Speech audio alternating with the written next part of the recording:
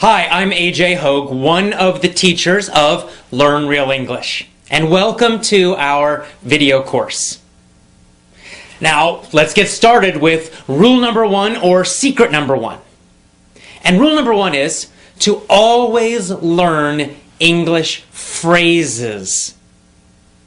And to never study just individual words. So, in this course, we're going to teach you a totally new way to learn English, a totally new way to study English so that you can speak English quickly, easily, automatically, powerfully, confidently. So, what's the old way of learning English? You know it because you learned it in school, you've been using it for years and years and years. You sit in a classroom, you've got a textbook, you memorize lists of vocabulary words, you study lots and lots and lots of grammar rules. You do lots of reading and little fake conversation drills and activities. And this is the traditional old way of learning English, but we have a totally new and different way of learning it. And we're going to teach you each part of that, one part every day for a full 7 days. So let's start with part one, secret one, rule number one. Learn phrases, not individual words. Now, of course, a phrase is a group of words. It's a group of words that naturally go together. This is very important. You see, when you only study individual words, you are doing a number of things that make learning difficult. Number one, when you study just an individual word, like a vocabulary, something in a vocabulary list, or even in your notebook, you write one single word and then you write the meaning or the translation. Here's the problem. That word has no connections to anything else. Therefore, it's difficult for your brain to remember it. That's why you have to keep repeating again and again. You look at that list and you try to memorize it. And then the next day you forget, and then you go back and you try to memorize it again, and again, and again, and again, and again, and maybe after a very long time you might remember it. But most likely you're going to forget it, especially long term. And yet that's the way most students are learning English and studying vocabulary.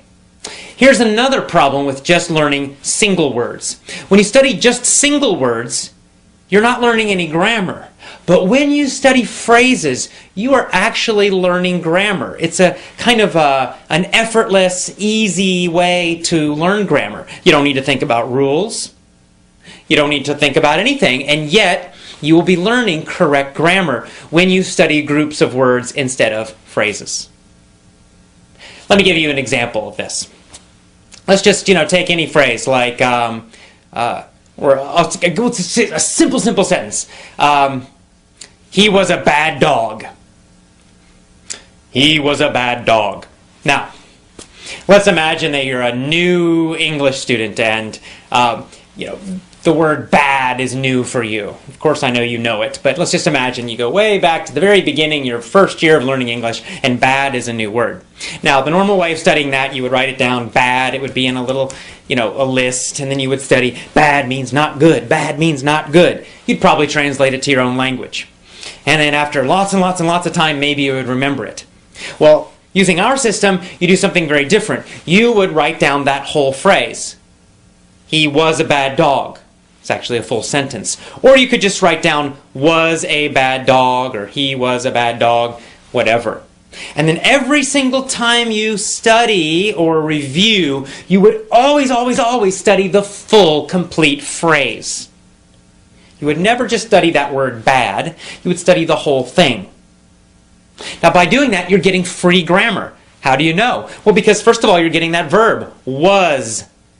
Right? Was. And that's just going to stick in your brain. He was, he was, he was. You're also learning articles. You don't need to remember what that means. You don't have to even worry about it. And yet you know that it's correct to say, in this situation, a bad dog. He was a bad dog. Some people say a. He was a bad dog. Both pronunciations are correct. So he was a bad dog. He was a bad dog. A lot of students have problems. When do I use or a? When do I not? When do I use the? and you're trying to memorize all these super complicated rules and situations for it, forget that. It's too complicated. You'll never remember it. Just study phrases, and you'll start to feel when to use it, when it's correct, when it sounds correct, and when it sounds strange, when it's not correct to use those things. And of course, this is true for all grammar, all phrases, all vocabulary. By studying a full phrase, or even a full sentence, always, always, always, you're going to get lots of grammar. You're going to learn which vocabulary words go together naturally, and you're going to know when to use them in which situations.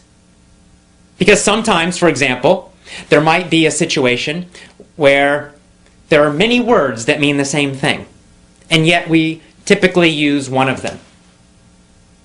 Like, we might say, he was a bad dog. That's a common phrase. A bad dog. Bad dog. We use that word bad to describe a dog who's naughty, who's not good. But we don't usually say horrendous. Now, horrendous means super, super bad. Really terrible. And yet, we don't usually say he was a horrendous dog. It sounds strange. Even though the meaning is basically correct, yet in normal, real English, not textbooks, but real English, we just don't use that word to describe dogs. Not usually. I don't know why. There's no real rule about it. It's just that's what we usually do. And every language has these kinds of word combinations that are more common, and other word combinations which just aren't used typically. How do you learn that? Well, you can't learn it from any rules, because there are no rules about that. You have to learn it by studying phrases always. Always, always, always study phrases, review phrases. Whenever you learn a new word, don't just write down that individual word. Write down the full phrase, or even better, the full sentence that it's in. Always include the words that are around it. This is going to help you improve your English speaking ability much, much, much faster. Even better, when you write down the phrase, also write down where the phrase came from to remind yourself of the whole situation. So you might, let's say you find a new word in a newspaper article. Well, first of all, let's say the word horrendous. You're reading a newspaper article, or you're listening to the radio, you hear that word horrendous. That's new, what is that? And you write it down. But you're not going to write down just that single word, you're going to write down the whole phrase that it was in. And then you're also going to make a note, you're going to put down, this came from a newspaper article about the economy. And this is going to trigger you, it's going to remind you, give you a memory cue, a memory reminder of the full situation. So now you're not only getting just this single word, you're getting the full phrase or sentence that it's in, and you're also reminding yourself where that sentence came from. What was the general topic? What was the general situation? And in this way, you're getting a lot of extra grammar, which you're learning unconsciously, easily. You don't have to think about it, but you're learning it anyway. Your brain is learning it, even though you might not know that. And you're also learning when certain phrases and certain words are used and when they're not used. You're learning which situations it's used or they are used in, and you'll of course know that in other situations you don't use it. Because as you learn more and more and more phrases, you begin to get this feeling of correctness, and you begin to know when to use certain words, how to use them, and you're also how to use the grammar correctly as well. This is so important. It's such a simple, simple little secret, a simple little trick, a simple little rule, and yet it can totally change the way you speak English and learn English. It's very, very important. So never, never, never study just an individual word, one word. Always study the phrase or the sentence, and always, always, always make a note where it came from. And you want those phrases and sentences to come from real English, which we'll talk about more later, not from textbooks.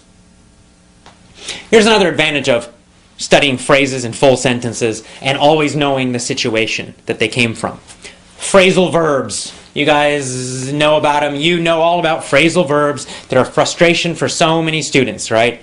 To be knocked out or knocked up have totally different meanings, right? Knocked out is a phrasal verb. It's a two-word verb. It's a verb phrase.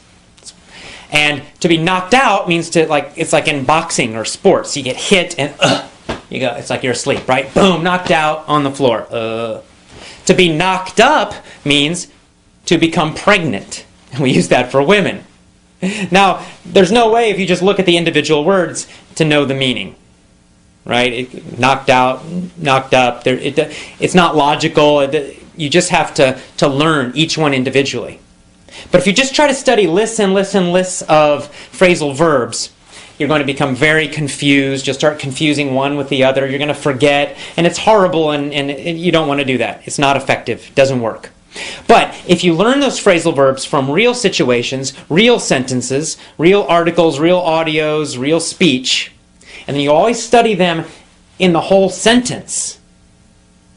So then you know the situation, right? If you get the whole sentence, the fighter knocked out the other fighter. And you're always studying that full phrase or sentence. The fighter knocked out the other fighter.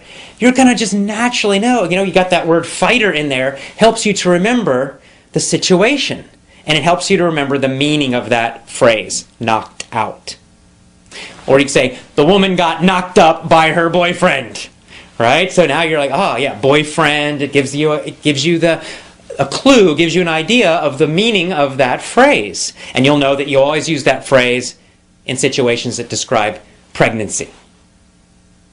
This is much better than studying lists and lists and lists of phrasal verbs. So, what's our first rule? What's our first secret? Always, always, always study phrases, groups of words. Always write down a note about where the phrase came from to remind you of the situation. And no more, never again, study just individual words. And that's all. That is powerful secret number one, rule number one for learning to speak fantastic, amazing English. Start using this rule immediately today. Okay? We'll see you tomorrow for rule 2. Bye-bye.